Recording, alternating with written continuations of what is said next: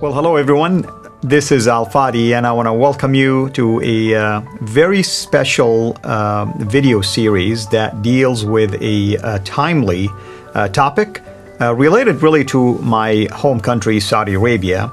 And the topic that we are going to cover in this particular short series has to do with the Crown Prince of Saudi Arabia and his really vision to reform not just the country, but even recently in an interview that was conducted on April 27th of 2021, his vision even to reform parts of the Islamic traditional narrative and sources, if you wish. Obviously, in the interview, he was asked specific questions concerning certain aspects of Islam, and his answers were amazing because it caught the attention of many, including, of course, myself. And with me here to even unpack this particular interview is our dear brother, Dr. Jay Smith. Dr. Jay, thank you so much, as always, for being here with us, for taking the time to do this.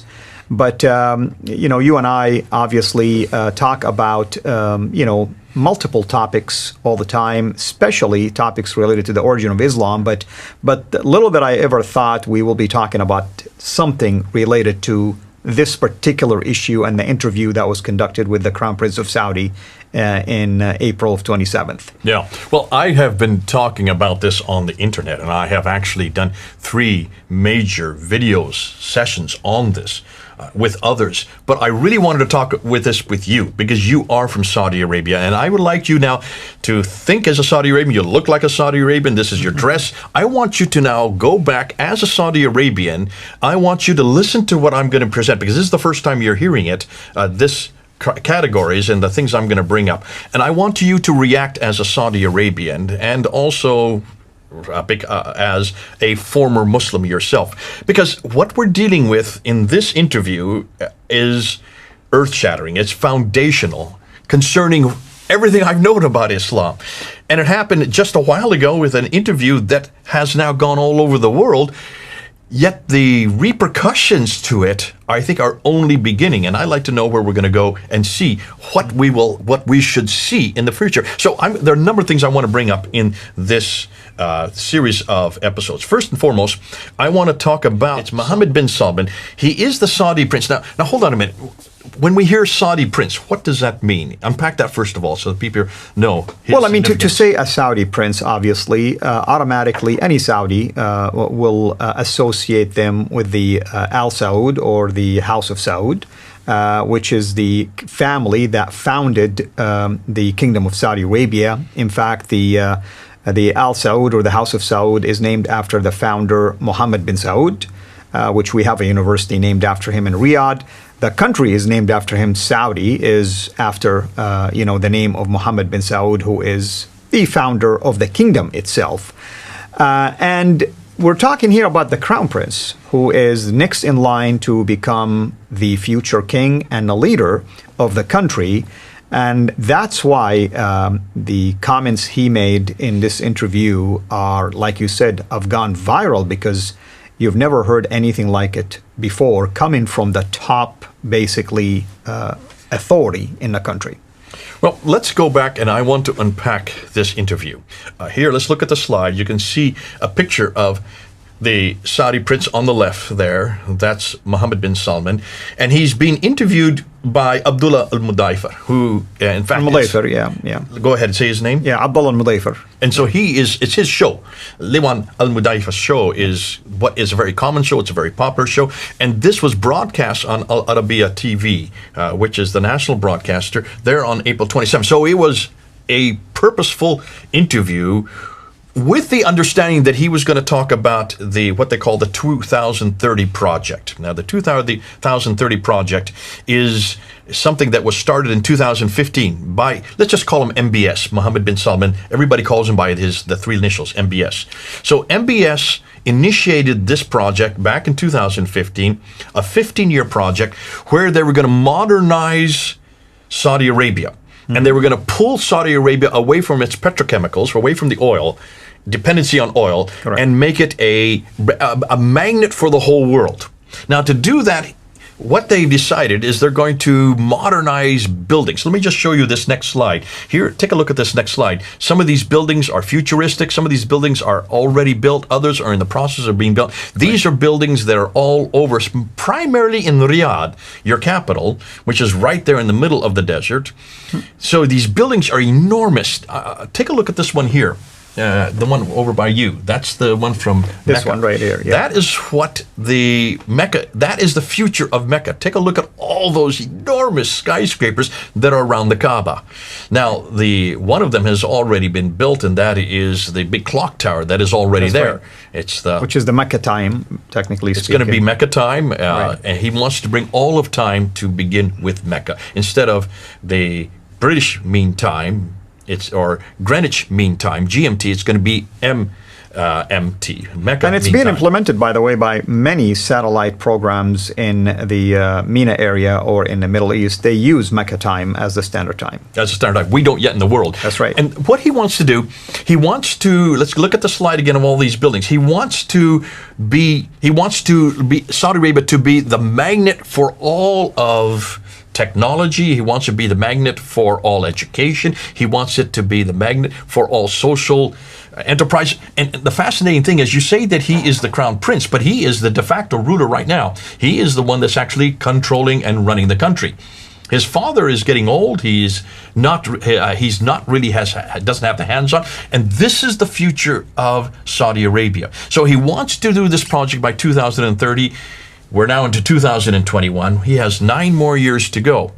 And what he's really pointing out and what he really wants to do is he wants to start with what they're going to call the NEOM project. Now, let's look at this slide here, because these are the things that he in this interview, it's about an hour and a half long. In the first hour, he went through all where he's at so far in 2021. So as he said, he wants to stop all dependency on oil.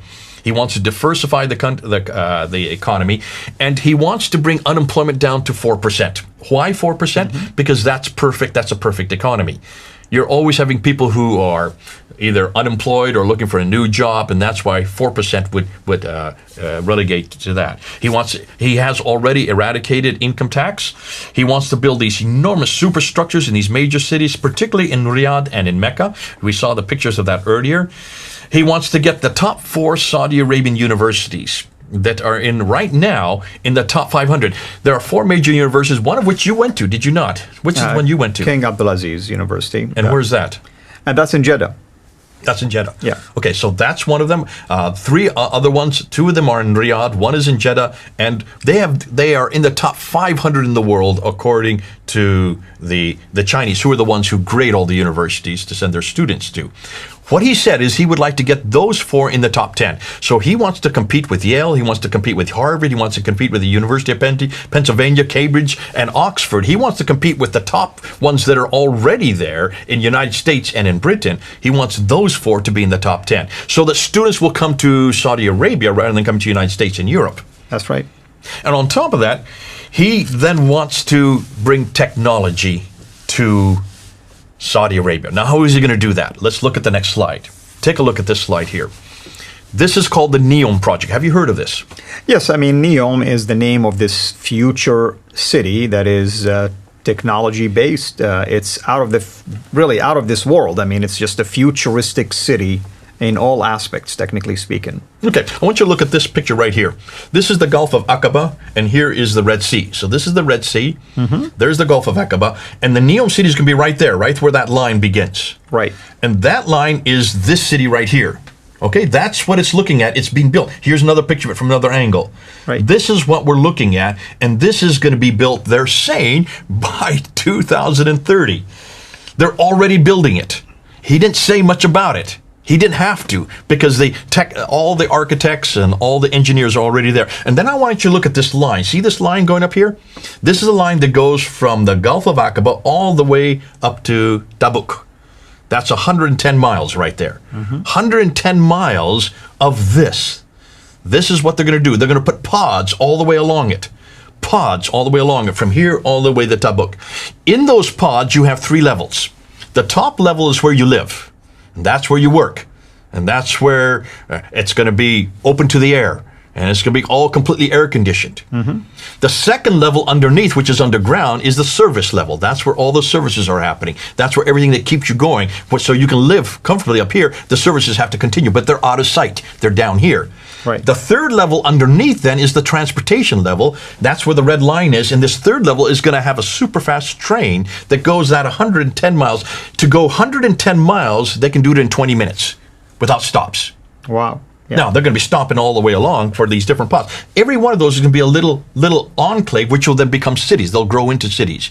Now, that is where the technology is going to be. And that's where the new Silicon Valley is. And what he was saying is, we're going to take Silicon Valley, we're going to take the best and the brightest from all over the world, the best engineers, the best scientists, we're going to bring them to this line. They call it the line. That right now is in desert. That's just desert. That's barren, wasteland. And they're going to make it the technological capital of the world. Right, and it will definitely transform the whole area once you do this. Not to mention, of course, you're familiar with this, that the perceived location or the possible location of the actual Mount Sinai exists there. So this will become not only a place for work, but even a tourist attraction. Yes, because now the belief is that if Mount Sinai is here, and that means this is where Moses was, therefore this is where the children of Israel came through, you're going to see lots of Christians and Jews who are all going to come here. So it's going to be a tourist magnet. Now, let's just move and let's just see one of the things. So let's look at the slide here. It's going to be the most advanced project in the world. 110 miles of state-of-the-art technology that's going to be implanted. It's going to be there. We're talking about the next 9 years. You're going to see it all happen. The line going to the Gulf of Aqaba to Tabuk will be where all the best scientists and engineers are being brought. Those are the 3 layers that I talked about. They're going to have robot maids in every house. They're going to have robot dinosaurs, even dinosaurs, these huge monolithic beasts that are going to sit there looking down, and you can move them around and they can actually walk. They're going to have flying cars. Now, stop and think. We don't have flying cars today, do we? Yeah, I mean, there are some technologies here that ahead of their time, for sure. Obviously, some of this has yet to be invented. Right. And then they're going to have an artificial moon, a moon that looks down onto the NEOM project, onto the city right there in the Gulf of Aqaba. And it can be changed depending on what kind of moon. If they want a crescent moon, or if they want to start the beginning of the fast, or they want to end the fast, they can have their own moon there to be dictated by those on the ground. Now, stop and think. Listen to all this and tell me, as a Saudi Arabian, how does this make you feel?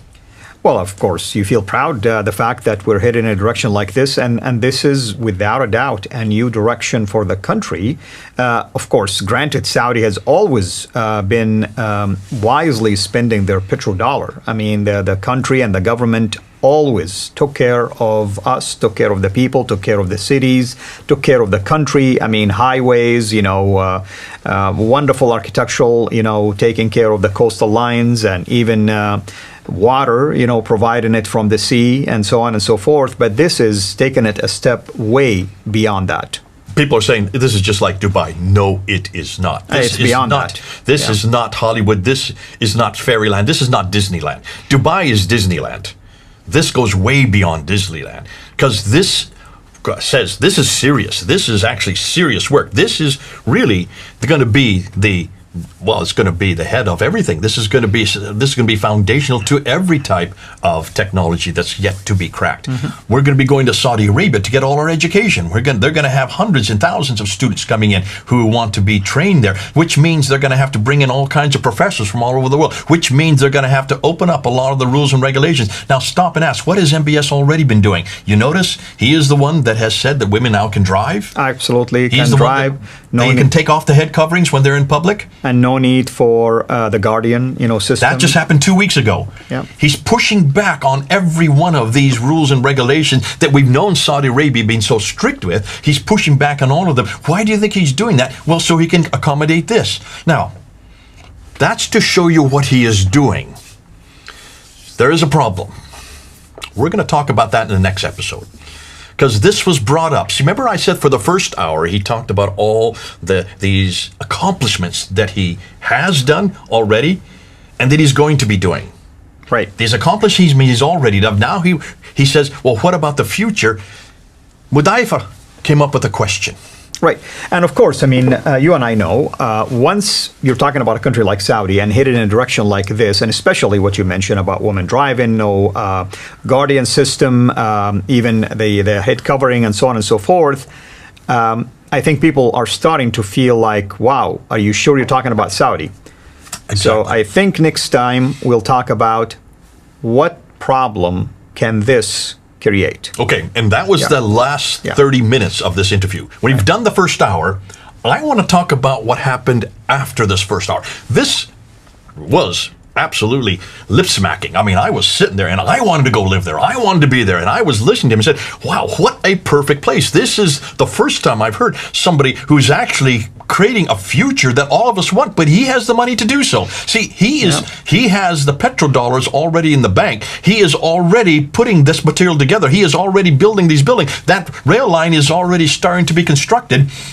This is something that is actually being accomplished, and it's going to be accomplished in the next 9 years. That's in our lifetime. I was saying this guy is actually putting his money where his mouth is at. Absolutely. Nobody has promised this, but nobody has accomplished so much in just the first 6 years.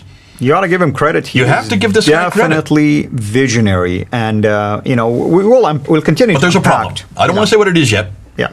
Let's wait for the next episode, because that's the problem that we're going to talk about, because I want to talk about two different things. We're going to have probably 2 more episodes, maybe 3 episodes, because I want to talk about this problem, because it's fascinating what he said next. Over to you.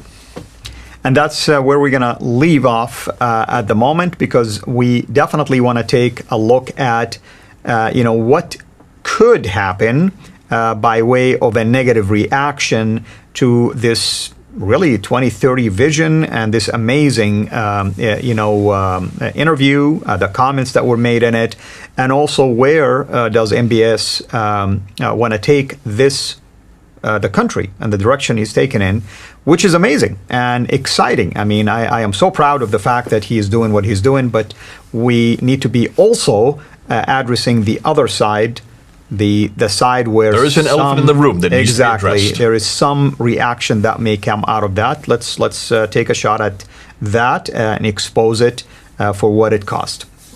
With that in mind, brother, thank you so much, of course, for the work that you do. I know you did address this in a couple of episodes in your own channel, so I'm excited that we're doing it together here. And until we meet again next time, everyone, have a blessed day.